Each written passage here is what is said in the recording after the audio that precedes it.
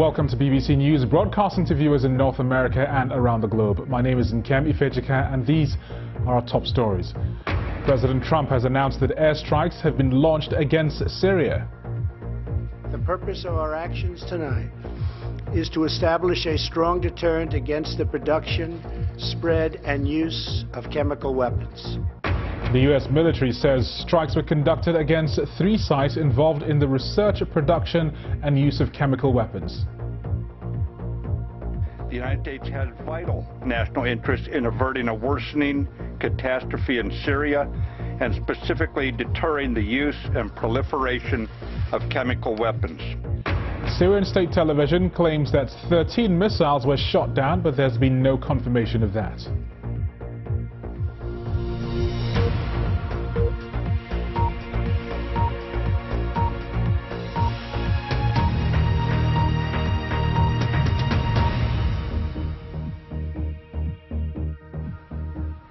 Hello and welcome to the program. The United States, France and Britain have carried out airstrikes on 3 sites in Syria in response to the alleged chemical weapons attack last week.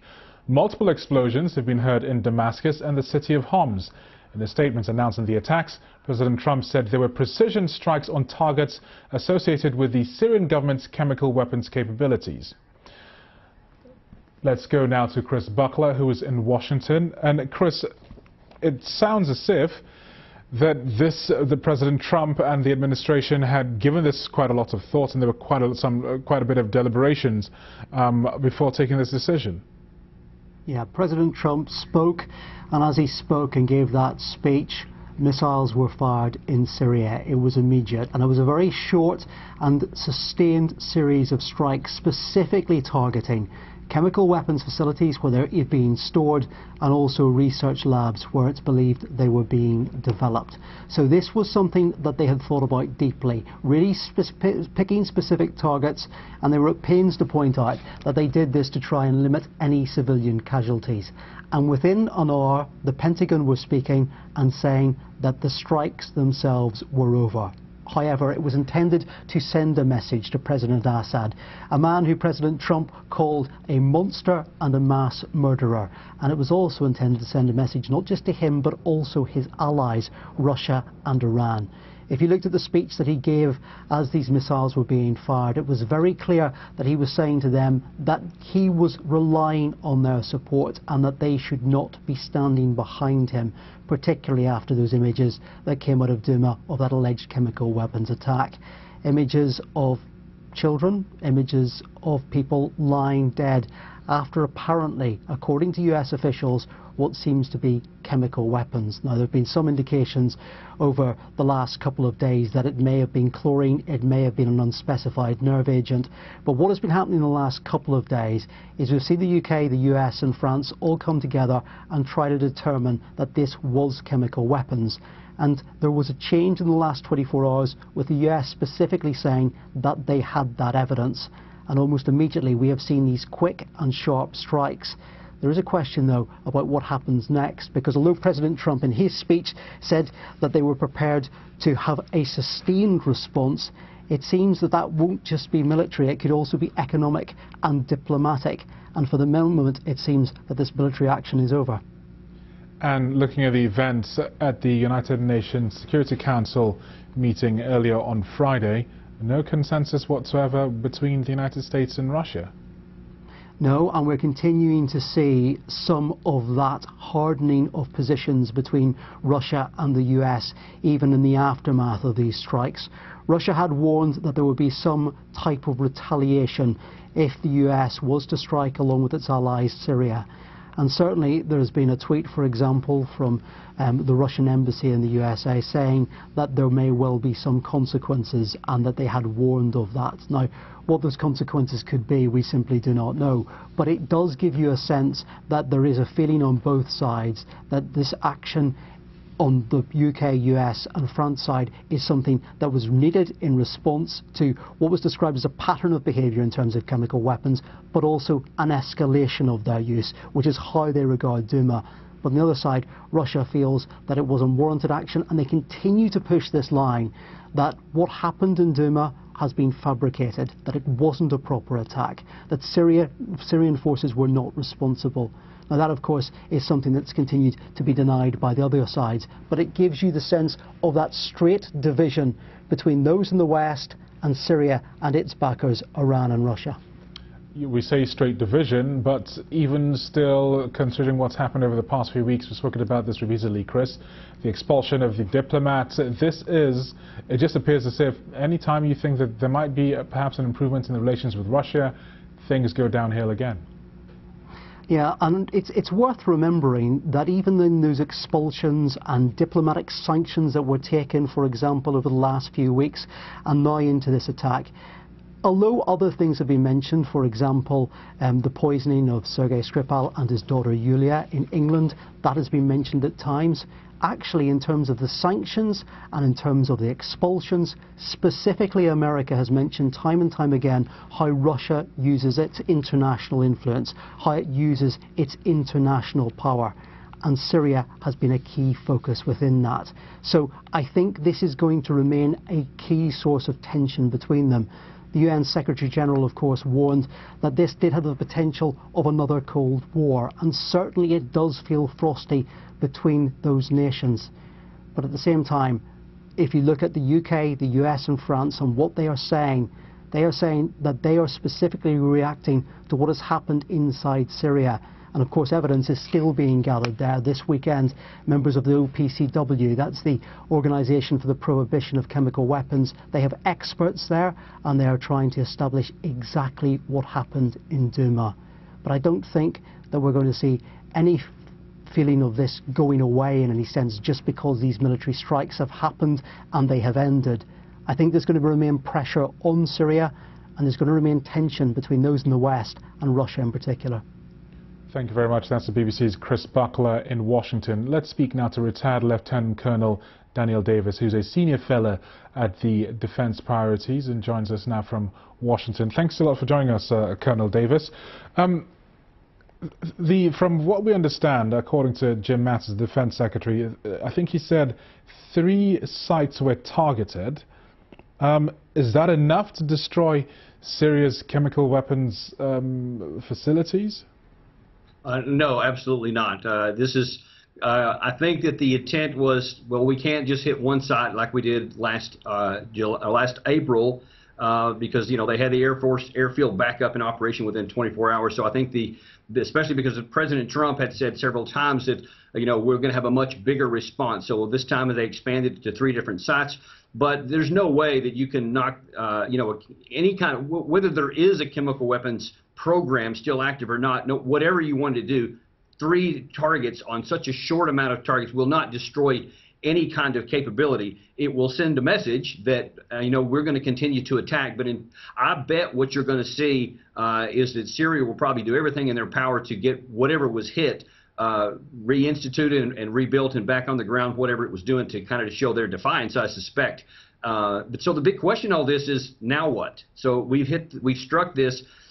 Do we think that that's going to make, you know, Bashar al-Assad do something different? Is it going to make Russia back down? I think in the days ahead we're going to see that this has probably not been real effective towards what we want to accomplish, and you know that remains to be seen just exactly what Russia does do in response. As let's see, Anatoly Anatov tonight said in a release that they felt that they are being threatened and that we warn such actions will not be left without consequences and all responsibility rests with Washington, London, and Paris.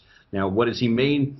Who knows? And maybe they don't even know yet, but that's something we're certainly going to watch for. So, Colonel Davis, so what was the point of the airstrike? I mean, is it just bluster on the part of the West? Well, that's a really good question that I've been asking ever since, you know, these threats were made. You know, what is the intent? What is the purpose? What's the strategy behind this? Because unless you have a sustained you know, like Desert Storm type massive aerial bombardment where you literally take out all the military capability, you're not going to be able to really impact what Syria is able to do. And if you do something small like what it appears that we have done, then... Oh, did we lose Colonel Davis? I think we did, just as it was getting into his stride. We did lose Colonel Davis. That's a shame, that. Now let's return to the Pentagon, because a short time ago the U.S. Defense Secretary Jim Mattis spoke to the press about the operation. Earlier today, President Trump directed the U.S. military to conduct operations in consonance with our allies to destroy the Syrian regime's chemical weapons research, development, and production capability. Tonight, France, the United Kingdom, and the United States took decisive action to strike the Syrian chemical weapons infrastructure. Clearly, the Assad regime did not get the message last year. This time, our allies and we have struck harder. Together, we have sent a clear message to Assad and his murderous lieutenants that they should not perpetrate another chemical weapons attack for which they will be held accountable. The 70 nations in the Defeat ISIS coalition remain committed to defeating ISIS in Syria. The strike tonight separately demonstrates international resolve to prevent chemical weapons from being used on anyone under any circumstance in contravention of international law. I want to emphasize that these strikes are directed at the Syrian regime. In conducting these strikes, we have gone to great lengths to avoid civilian and foreign casualties. But it is a time for all civilized nations to urgently unite in ending the Syrian civil war by supporting the United Nations-backed Geneva peace process. In accordance with the Chemical Weapons Convention prohibiting the use of such weapons, we urge responsible nations to condemn the Assad regime and to join us in our firm resolve to prevent chemical weapons from being used again. Well, I'm pleased to say that retired Lieutenant Colonel Daniel Davis at the Defense Priorities, who's a fellow of the Defense Priorities, joins us again. Thank you so much for coming back to us. The question that I wanted to ask Colonel Davis was, so we have this attack and this strike, but in the end, the person who is still the leader of Syria and who's still committing these alleged atrocities is Bashar al-Assad, and he's still in office. So it's almost as if there's no point. Well, I can't say that I disagree too strongly with you there, because, again, you say you want a message to be sent, but he's still in charge. And so what Secretary Mattis just said there about what the intent was, well, certainly Russia doesn't agree that that's the case, because they don't even admit that there was a chemical attack by Bashar al-Assad. So they're saying whatever your intent was, that's not us. I mean, we didn't do that, so we're not going to, get the message and do something different. He's still in charge. He still has his people there. They're still fighting this civil war, and they still have battles against rebels. So that's going to continue on. And again, that's why I keep asking the question, what now, and what was the intent of this? And I'm not sure that anything really useful has been accomplished. Well, there was a curious phrase that he used. He talked about U.S. vital interests in destroying Syrian assets, and I think he even quoted something from kind of U.S. constitutional law about Article 9 or something like that. Explain that, because it almost seems as if he's having his cake and eating it. Well, yes, and that's actually probably the biggest point of contention that I had, because he was citing Article 2 of the 1973 War Powers Act, which he was saying gives authorization to the president for national security interests. It does not. The War Powers Act explicitly says the only time that the president can order unilateral action is if the United States is directly threatened, and by any stretch that was not the case. That's why this is so important that the United States Congress is the only one with authority to authorize these kinds of actions here that don't represent an immediate threat to the country. So that's something that we're going to have to grapple with, because Congress is, frankly, again, not really stepping up to their constitutional responsibilities. I suspect that in the coming days, the legal basis for this airstrike is going to be something that's up for debate, because if you remember the last time around, when President Obama had his so-called red lines, which was crossed, and then he didn't act, he was worried about not having any legal backing from Congress to act. Right, and that's why it's so important. You can't make threats that you can't back up, or that you can't back up, legally. If the legal justification doesn't exist, then you have to be really careful about what you're going to threaten, because now if you make good on it, you might actually violate our own Constitution, and that's just there's nothing good about that. And so I think that's something that is going to be looked at very carefully in the coming days, is what was the justification, even domestically, forget about internationally, because as your correspondent said there at the beginning of this segment, the OPCW is only just now arriving, and we still don't have conclusive evidence. And I think it is so critical for our credibility and our, if we want to stop chemical attacks and punish whoever was responsible, that we first need to make absolutely certain we know who did do it, and so that we can hold the right party accountable. Because if it turns out that it wasn't the Assad regime, just imagine the problems we're going to have at that point. Something else that President Trump said, which was that you were talking about the OPCW there and going into Syria to assess. Of course, what happened over the past few years from the start of the civil war was that Syria would give up its chemical weapons and that Russia would make sure that it has done so. And President Trump accused Russia of failing in its duty to do that. Right, and that's one of those things that's going to be a he said, she said, because we say, no, Russia didn't do their job, obviously, so we say, because you saw this, there was a chemical strike, but Russia's saying, no, we did, we accomplished that, they don't have it, and that's why it wasn't, the Assad regime, because all those weapons were taken out. And until you get some independent people in there to find out, I don't know that you can really positively identify one way or the other, because if Assad has weapons and he wants to hold on to them, it's going to be really difficult for anybody who doesn't have control of his regime to find out. And so that's why I really emphasize that we need to withdraw our forces from there and contain the civil war within its boundaries, and don't do anything that might actually spread it beyond. Because if we get into a situation here to where Russia feels like they have to respond based on what we've done, now then what are we going to do next? Are we going to step it up another level? I don't know what kind of actions they may take, but even taking any chances for a conflict, either it's a Cold War, or if they should take any military responses of their own, the risk to our country and to the West and to Great Britain and to France is unnecessarily the risk is raising. Thank you very much. That's retired Lieutenant Colonel Daniel Davis, who is a senior fellow at the Defense Priorities, joining us from Washington. Thank you so much. Really appreciate it. Now, this is, of course, a joint operation by the United States, France, and the United Kingdom. Britain's Prime Minister, Theresa May, has issued this statement.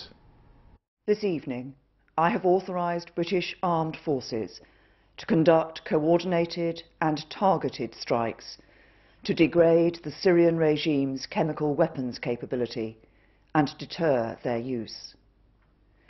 We are acting together with our American and French allies. In Douma last Saturday, a chemical weapons attack killed up to 75 people, including young children, in circumstances of pure horror. The fact of this attack should surprise no one. The Syrian regime has a history of using chemical weapons against its own people in the most cruel and abhorrent way.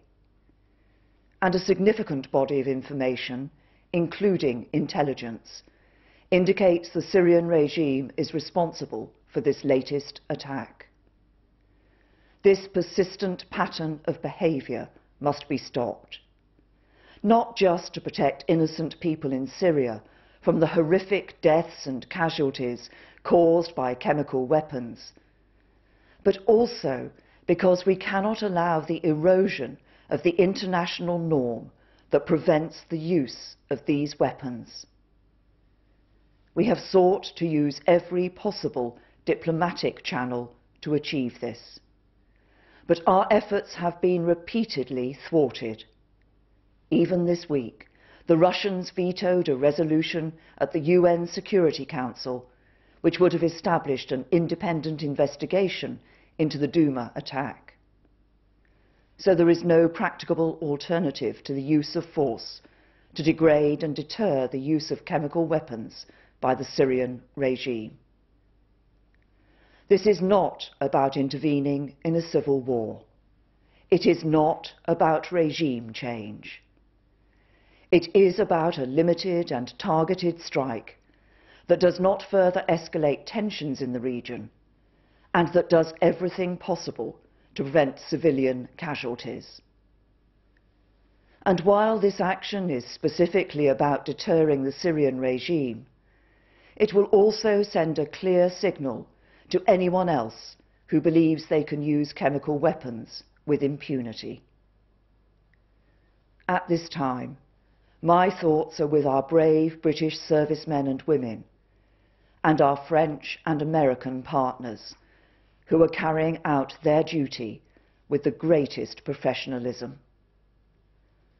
The speed with which we are acting is essential in cooperating with our partners to alleviate further humanitarian suffering and to maintain the vital security of our operations. This is the first time as Prime Minister that I have had to take the decision to commit our armed forces in combat, and it is not a decision I have taken lightly. I have done so because I judge this action to be in Britain's national interest.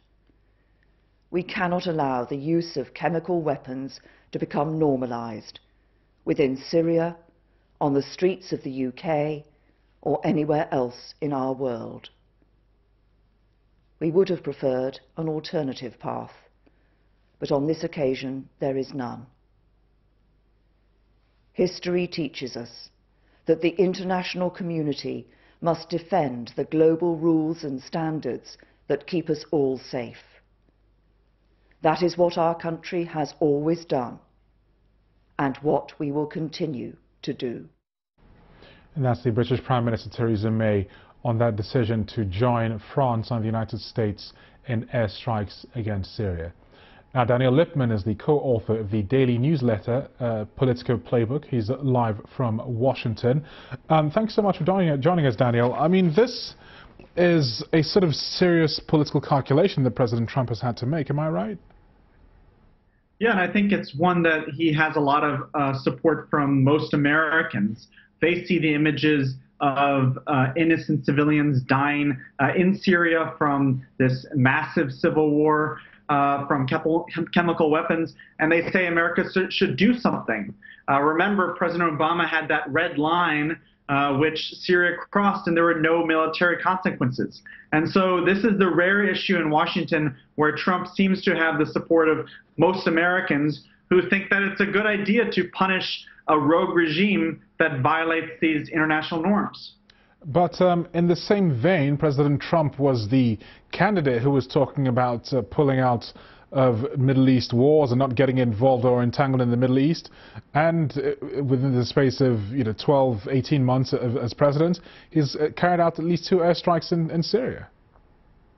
Yeah, and he talked about how he wants to leave Syria even as recently as 2 weeks ago. And so he has these shifts in judgments which can feel like American policy is in a whipsawing, because you have one day at the White House him saying that no more interventions abroad, and then he is announcing these military strikes. I would say that he is not sending U.S. ground troops in, and a lot of Middle Eastern leaders who want Assad to go, they feel like this is not enough. They are sick of the world basically waiting on the sidelines and not actually helping rebels achieve their goals of removing Assad. This is one that comes at a time of great transition for the White House foreign policy team. You've got the new National Security Advisor, John Bolton, who I don't believe has been confirmed. You also have Mike Pompeo, who has moved to the State Department. He hasn't been confirmed either. How are they making these decisions, crucial decisions, when everything is in such flux? Yeah, and you have a lot of the top deputies on the National Security Council who are leaving because John Bolton wants his own team in. And you're going to see more clashes going forward between Bolton and Pompeo and Trump, because Bolton and Pompeo, they are much more hawkish in their views of foreign policy and intervening. Trump is much more resistant to nation building and sending troops to fight battles overseas. And so, I think they didn't have a ton of input into this policy, because we've been waiting for this to happen, where this Assad regime uses chemical weapons, and you want to lay down a marker. But John Bolton, it may surprise people that he will try to restrain himself from launching a million wars, as many people were worried about. This has been a fairly significant week for President Trump, because you have this airstrikes, and then you also have kind of potential personal legal issues as well cropping up, and I've seen some kind of conspiracy theory talk about the whole wagging the dog thing.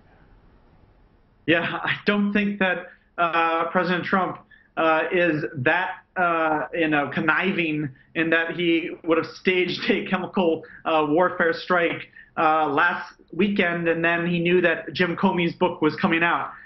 So don't give him too much credit for that. There are coincidences in life, but definitely he is feeling a lot of pressure on the home front. My colleague at the New York Times, or my good friend Maggie Haberman, she said this is the weekend that seems to be Trump is under the most amount of pressure since Access Hollywood. That tape came out during the height of the campaign. You have a lot of things breaking that hurt Trump, and so he might fire his deputy attorney general next week. That's his job is on the line as we speak because of his participation in the Mueller probe. And in terms of how the president is perceived, whenever a president authorizes military action, their ratings do well because they're seen as being strong. Yeah, but I don't expect him to gain a ton of approval points. He is pretty low in terms of having a job approval around 42%, which should be much higher because the economy is doing well. But I don't think there are a ton of Americans who are anti-Trump now who see the missile strikes tonight and say, well, I like President Trump now. People are really hardened in their positions of either supporting the president or opposing him. Thank you very much. That's Daniel Lippman of Politico Playbook. Thank you very much for joining us. Now, Russia has given its first response to these attacks. Anatoly Antonov, who's the ambassador to the U.S., issued a statement saying, "The worst apprehensions have come true. Our warnings have been left unheard. We warn that such actions will not be left without consequences. All responsibility for them rests with Washington, London, and Paris." Now, insulting the president of Russia is unacceptable and inadmissible. The U.S., the possessor of the biggest arsenal of chemical weapons, has no moral right to blame other countries. Now, just over 2 hours ago, President Trump made the announcement that military action in Syria had started when he addressed the nation from the White House. My fellow Americans, a short time ago, I ordered the United States Armed Forces to launch precision strikes on targets associated with the chemical weapons capabilities of Syrian dictator Bashar al-Assad. A combined operation with the armed forces of France and the United Kingdom is now underway. We thank them both. Tonight, I want to speak with you about why we have taken this action. 1 year ago, Assad launched a savage chemical weapons attack against his own innocent people. The United States responded with 58 missile strikes that destroyed 20% of the Syrian Air Force. Last Saturday, the Assad regime again deployed chemical weapons to slaughter innocent civilians, this time in the town of Douma, near the Syrian capital of Damascus. This massacre was a significant escalation in a pattern of chemical weapons use by that very terrible regime. The evil and the despicable attack left mothers and fathers, infants and children thrashing in pain and gasping for air. These are not the actions of a man. They are crimes of a monster instead. Following the horrors of World War I a century ago, civilized nations joined together to ban chemical warfare. Chemical weapons are uniquely dangerous, not only because they inflict gruesome suffering, but because even small amounts can unleash widespread devastation. The purpose of our actions tonight is to establish a strong deterrent against the production, spread, and use of chemical weapons. Establishing this deterrent is a vital national security interest of the United States. The combined American, British, and French response to these atrocities will integrate all instruments of our national power, military, economic, and diplomatic. We are prepared to sustain this response until the Syrian regime stops its use of prohibited chemical agents. I also have a message tonight for the two governments most responsible for supporting, equipping, and financing the criminal Assad regime. To Iran and to Russia, I ask, what kind of a nation wants to be associated with the mass murder of innocent men, women, and children? The nations of the world can be judged by the friends they keep. No nation can succeed in the long run by promoting rogue states, brutal tyrants, and murderous dictators. And that was the U.S. President Trump. Well, Barak Barfi is a research fellow at the New American Foundation, and he also met the Syrian President Bashar al-Assad in 2016. He joins us live from Detroit. Barak, what is your view on these airstrikes? Were they necessary, or are they wholly unnecessary? Well, I think they are necessary as a deterrent against the regime using chemical weapons in the future. However, I don't believe that they really will have a long-term impact. Here in the United States, the view is that Secretary of Defense James Mattis prevailed over the National Security Advisor John Bolton, and there's going to be a limited strike only against chemical weapons facilities. There's not a more expansive attack against the command and control centers, Hezbollah, various pro-Iranian, the Iranian-backed militias. And that's one of the reasons that many here are going to be frustrated when they wake up tomorrow morning. But it almost feels as if it's almost been, as you said, it's almost been pointless. So what was the point of these airstrikes if Bashar al-Assad, who you've met, is still in charge and he's still directing operations and still committing these alleged atrocities against his own people? Several reasons. First of all, President Trump last year launched about 60 cruise missiles against chemical weapons. The airbase used to launch the chemical strike last May. So he had to respond here again. And secondly, President Trump made a bunch of tweets saying that there would be a response. So there was no backing down from that. However, that said, I think it's a very disappointing response because I don't think it's going to deter President Assad from using chemical weapons in the future. It's not degrading and destroying his military capabilities, and most important, not attacking the paramilitary organizations and the Iranian-backed organizations that are really prosecuting the war right now. It is also worth pointing out that no matter how smart the bombs are, very often they still do kill people and on the ground in Syria, and I'm sure that one would hope that that's not what the U.S. wants. Unfortunately, we may see some collateral damage, which means civilians are killed. These are smart bombs, pinpoint strikes, but the United States has attacked targets inside the city of Damascus. They didn't do that last time. There are civilians nearby, so that we probably will see some type of pictures tomorrow that the regime tries to use as propaganda against the American airstrike. Last year, the U.S. airstrike on Syria in retaliation, in a sense, to that use of sarin gas, I believe it was, that was unilateral. How important was it this time around to have the UK and France on board?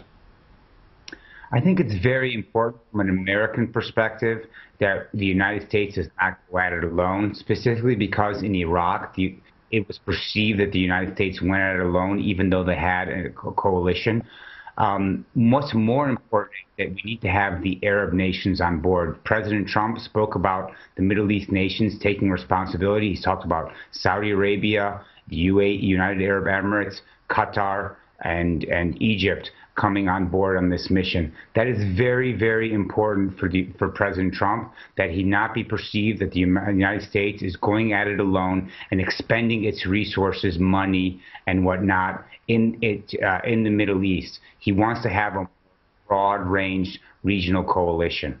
What was it like when you met President Assad? It was quite surreal. President Assad can be quite charming. He knows how to speak to a Western audience. He spoke to us about playing Atari games. So it's very, very hard to see this man who really you can connect with, who understands the things that you grew up with, your socialization, and to demonize him the way that he is in the press. So there's a very big disconnect. Well, speaking of disconnects, it is, and as usually happens with these kinds of situations, it's not just the president, but it's those who have an interest in keeping him there, is it not? I'm not 100% sure that is the case in Syria, because President Assad did not create the revolution. He's not a charismatic leader like President Nasser of Egypt. He wasn't the revolutionary like Gaddafi in Libya. So remember in 1990 that the chief of staff, Colin Powell, said the United States was going to cut the head of the snake in Iraq, specifically Saddam Hussein. If you decapitate the regime and kill Assad, I'm not 100% sure that there'll be the chaos that there could be had Gaddafi been decapitated, because we already know who the man is. It's Ali Mamlouk, one of the security chiefs. So there could be a more smoother transition to power if the United States tries to decapitate President Assad like they did at the beginning of the war in 2003 with President Saddam Hussein.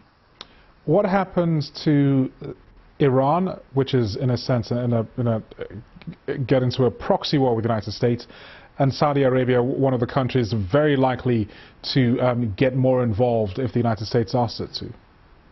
Excellent question. The situation here is that the United States does not appear to have struck any Iranian targets. It does not seem to appear to have struck any paramilitary organizations that are supported by Iran.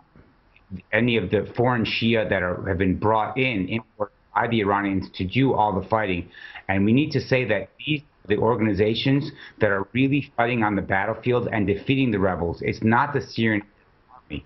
So the fact that the United States did not go after this target, they did not degrade them, means that they can continue to push their offensives and continue to attack and degrade the rebels.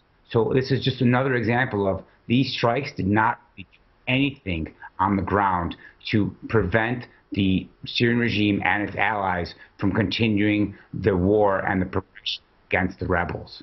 Thank you very much. That's Barak Barfi, research fellow at the New American Foundation, who met Bashar al-Assad. We're just losing him there, but thank you for staying with us. Now let's bring you up to date with the breaking news. Western strikes have begun in Syria after a chemical weapons attack in the country last week. Donald Trump confirmed that a joint military operation between the US, Britain and France had started targeting chemical weapons facilities in Syria. He also said that Russia was responsible for failing to stop the Syrian government's use of chemical weapons. Andrew Plant reports. A short time ago, I ordered the United States Armed Forces to launch precision strikes on targets associated with the chemical weapons capabilities of Syrian dictator Bashar al-Assad. After days of diplomacy, confirmation from the US president that strikes in Syria have begun. It's been a week since this attack. America's saying it has proof the Syrian government did use a chemical weapon here, a chlorine attack. Reports say 85 people died, including children. The military firepower was already in place.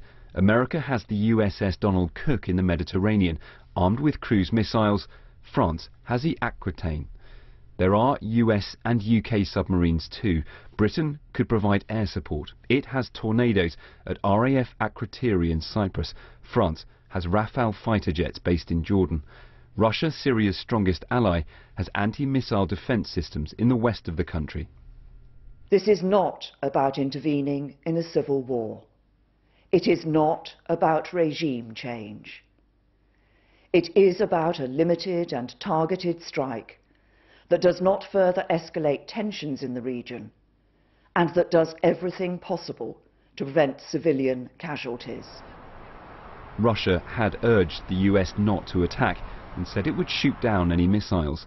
The OPCW, the International Chemical Weapons Watchdog, has a team in Syria right now, due to begin investigating this weekend. But Western military strikes have come first, after the UK, America and France pledged that Syria's use of chemical weapons must not go unpunished. Andrew Plant, BBC News. Earlier, I spoke to Seth Doane, who's the correspondent in Damascus for the American network CBS, who told me about the situation there. We're hearing here is the sound of airstrikes, almost a rumbling sort of sound. That sounds like thunder in the distance. We were here on this balcony, which is facing about southeast out over Damascus. We were listening to President Trump speak around 4 o'clock local time early this morning, and while the president was speaking, we were hearing those airstrikes. We were also starting to see behind us over the balcony here, we were seeing streaking through the skies flares lighting up the night sky. We were also seeing some and hearing some anti-aircraft fire. The Syrian state TV was reporting that 13, according to Syrian state TV, 13 missiles had been shot out of the sky. If indeed that proves to be true, that certainly would be a badge of honor for the Syrians, who said that their anti-aircraft defenses were working on overdrive early this morning, and certainly standing here we could hear that. And Kim? Just looking at some of the words on Syrian state TV, anti-terror axis is confronting US-led attacks on Syria and downed a number of missiles. While you've been there, have you had a sense that people there saw this coming, or were expecting it, or were preparing for it? Well, they've been following the news, as we all have, around the world. But what was really interesting, we've been here for a couple of days out on the streets talking with people in Damascus.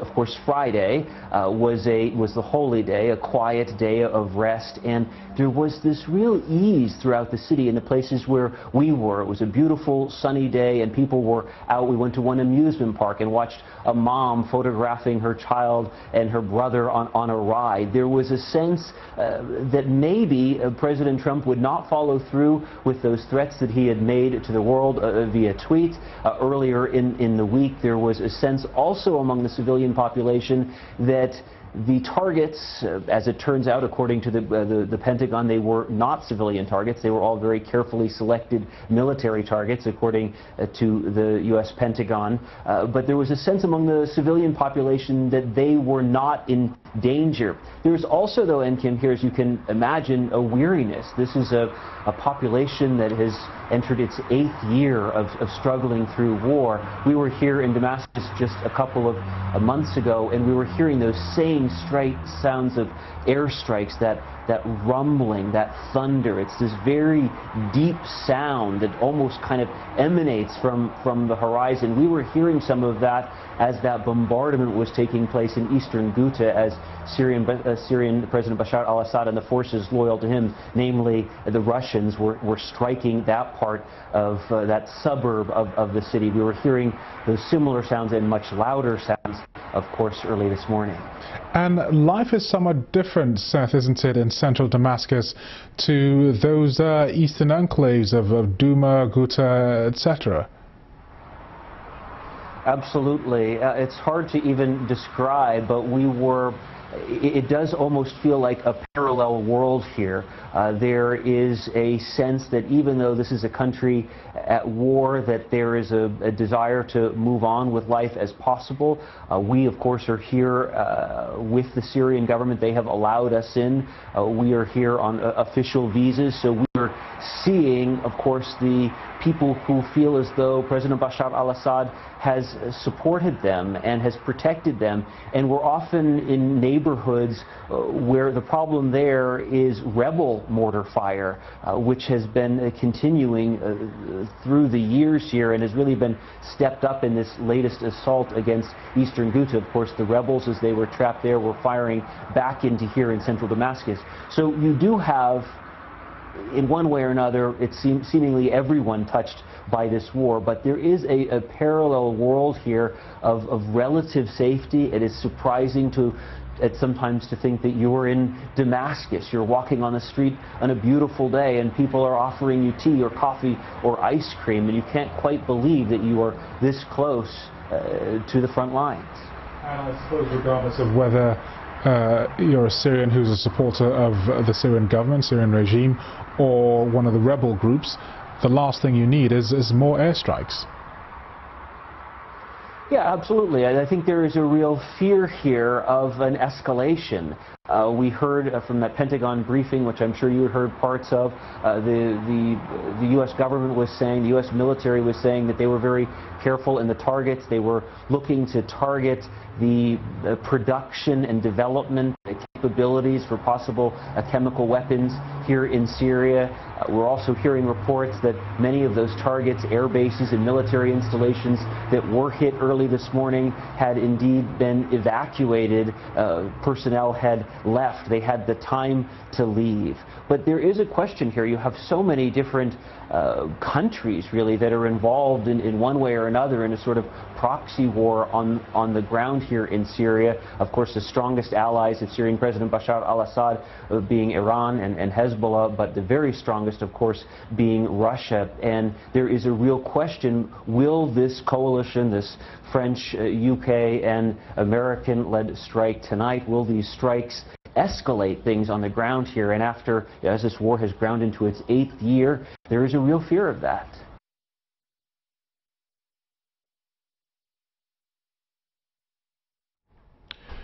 Now, that's Seth Doane in Damascus. Now, there's been a small demonstration taking place outside the White House protesting against the airstrikes on Syria. The small group held up banners and chanted, "Stop bombing Syria." Some of them explained why they had chosen to voice the opposition. First of all, chemical weapons need to be stopped. We cannot be using them. I am against the Syrian regime. I do believe in diplomacy. I do believe that we first need to absolutely confirm that chemical weapons were indeed used. And Donald Trump, our President of the United States, has been vilifying refugees from Syria, innocent people looking for a home, and he says, no, not here in America. And yet he will bomb Syria and creating more refugees while still vilifying the innocent people and the death and destruction that he is responsible for creating. My opinions on war are nil. The Iraq War was a mistake. It created a vacuum in the Middle East. We've been there 14 years now. And what this bombing campaign tonight does with Syria, it hit Russian installations. We are risking a war with Russia. They have already threatened that they would hit our troops on the ground, which we have 2,000 in Syria right now. So we are risking a World War III. Well, earlier I spoke to Michael Carpenter, who's a former Deputy Assistant Secretary of Defense, also served as foreign policy advisor to the former Vice President Joe Biden. He's now a resident senior fellow with the Atlantic Council, and I asked him about the Russian response to the airstrikes. This is a very sticky and tricky situation, but so far, even if one takes the reports from the Syrian state media, which always have to be taken with a grain of salt because there's undoubtedly a large element of propaganda there, but even if we assume that 13 U.S. incoming missiles were taken down, and as General Dunford said in the briefing, approximately 120 missiles were fired, that's a pretty low proportion. That means the U.S. was able to get through both the Syrian and Russian air defense systems, the sophisticated surface-to-air missile systems that are there on the ground. So I think that signifies to me that the Russians are probably unwilling to take on the U.S. with their aircraft and with their sophisticated air defense systems, and that means that less likely to be escalation in the future, as if there are future strikes in the coming days. Do you think that President Assad cares that his military assets are being targeted in this way? Well, I mean, certainly he cares because his assets are being degraded. Whether this serves as the sort of strong deterrent to prevent future use of chemical weapons, which, again, if there's any sort of self-defense motive here, it's the principle of that chemical weapons or weapons of mass destruction should never be used on the battlefield under any circumstances, and that's a strong U.S., U.K., and French interest. But, you know, we'll have to see. I mean, if Assad calculates at the end of the day that his tactical successes in driving the opposition out of East Ghouta exceeded the losses that he suffered to his chemical weapons program from tonight's strikes, then he may not be deterred at all. He may continue, in fact, in the future. So, you know, that remains to be seen. Michael, I just want to bring you a statement here. This is from Anatoly Antonov, who is the Russian politician. You probably know him. Currently, the U.S. ambassador to the Russian ambassador rather to the United States. He's saying in a statement on these airstrikes that Russia warned that such actions will not be left without consequences. I'm just looking here. I think this is from the Reuters news agency. That is significant. Is that the kind of thing which would have worried you when you were in the White House? Well, it's very non-specific. To me, it sounds like bluster. You had the Russian ambassador to Lebanon saying that if the U.S. fired missiles at the Syrian regime, that Russia would not only target those missiles, but that Russia would target the aircraft and the naval vessels from which they came. That was a very strong statement. Probably, my guess is either without authorization from Moscow, and he went out on a limb, or it was intended to serve as bluster. But, you know, frankly, I think the airstrikes are largely over tonight. And so, you know, I don't know that there will be consequences for the U.S. military. I mean, Russia may look to asymmetric tactics to impose some sort of restrictions on U.S. business in Russia as they're currently contemplating. But frankly, those are going to have more of an impact on Russia's economy than they will on the U.S. economy. And that was Michael Carpenter. Well, about 3 hours ago, President Trump made the announcement that military action in Syria had started when he addressed the nation from the White House. My fellow Americans, a short time ago, I ordered the United States Armed Forces to launch precision strikes on targets associated with the chemical weapons capabilities of Syrian dictator Bashar al-Assad. A combined operation with the armed forces of France and the United Kingdom is now underway. We thank them both. Tonight, I want to speak with you about why we have taken this action. 1 year ago, Assad launched a savage chemical weapons attack against his own innocent people. The United States responded with 58 missile strikes that destroyed 20% of the Syrian Air Force. Last Saturday, the Assad regime again deployed chemical weapons to slaughter innocent civilians, this time in the town of Douma, near the Syrian capital of Damascus. This massacre was a significant escalation in a pattern of chemical weapons use by that very terrible regime. The evil and the despicable attack left mothers and fathers, infants and children thrashing in pain and gasping for air. These are not the actions of a man. They are crimes of a monster instead. Following the horrors of World War I a century ago, civilized nations joined together to ban chemical warfare. Chemical weapons are uniquely dangerous, not only because they inflict gruesome suffering, but because even small amounts can unleash widespread devastation. The purpose of our actions tonight is to establish a strong deterrent against the production, spread, and use of chemical weapons. Establishing this deterrent is a vital national security interest of the United States. The combined American, British, and French response to these atrocities will integrate all instruments of our national power, military, economic, and diplomatic. We are prepared to sustain this response until the Syrian regime stops its use of prohibited chemical agents. I also have a message tonight for the two governments most responsible for supporting, equipping, and financing the criminal Assad regime. To Iran and to Russia, I ask, what kind of a nation wants to be associated with the mass murder of innocent men, women, and children? The nations of the world can be judged by the friends they keep.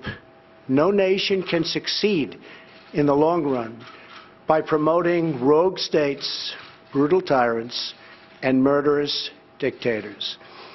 In 2013, President Putin and his government promised the world that they would guarantee the elimination of Syria's chemical weapons. Assad's recent attack and today's response are the direct result of Russia's failure to keep that promise.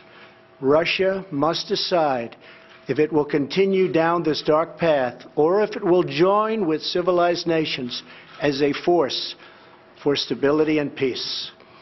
Hopefully someday we'll get along with Russia and maybe even Iran, but maybe not. I will say this, the United States has a lot to offer.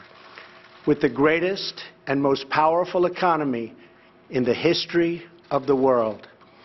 In Syria, the United States, with but a small force being used to eliminate what is left of ISIS, is doing what is necessary to protect the American people.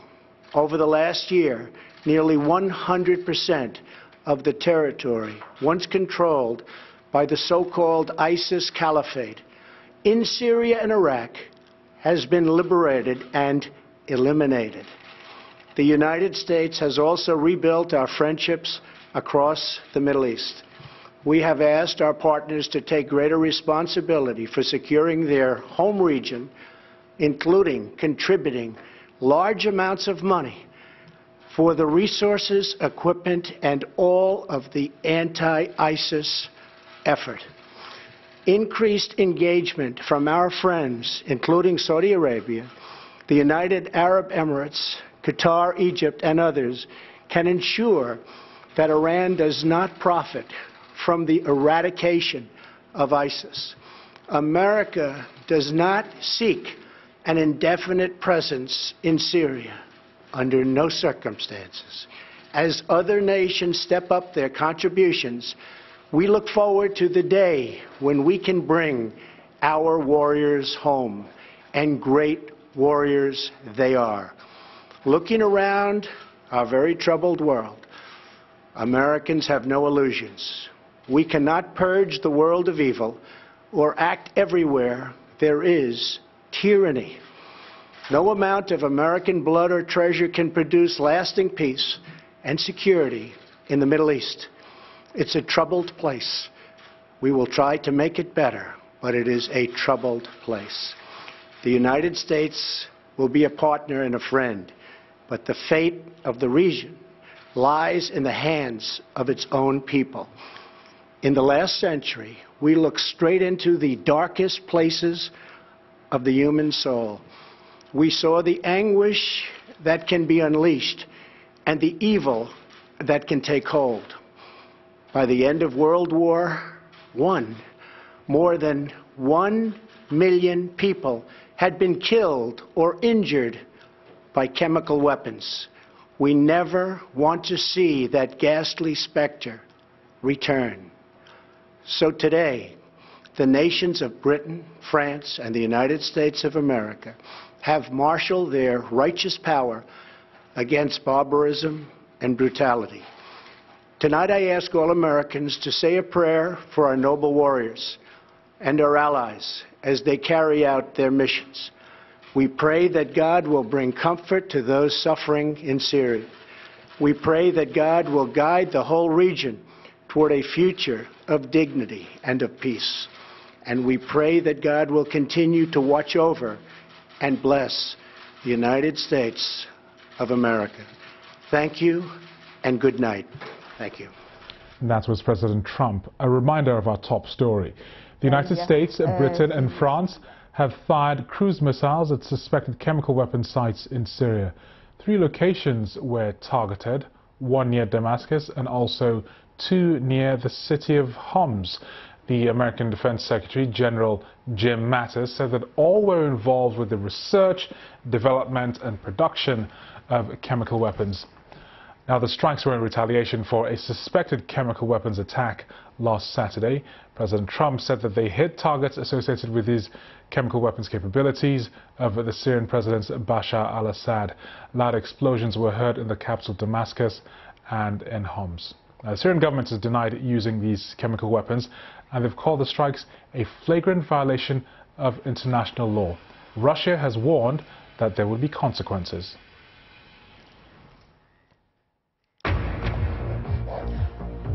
Welcome to BBC News, broadcasting to viewers in North America.